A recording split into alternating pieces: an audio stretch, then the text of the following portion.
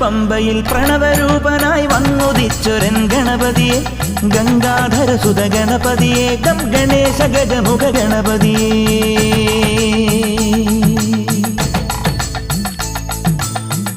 പമ്പയിൽ പ്രണവരൂപനായി വന്നുദിച്ചൊരൻ ഗണപതിയെ ഗംഗാധരസുത ഗണപതിയെ ഗം ഗണേശ ഗജമുഖ ഗണപതിയെ പമ്പാ ഗണപതി പാരിന് ഗുണനിധി മംഗളമൂർത്തേ സിദ്ധിവിനായക ഇരുമുടിയോടെ ഞാൻ മല കയറുമ്പോൾ തുണയരു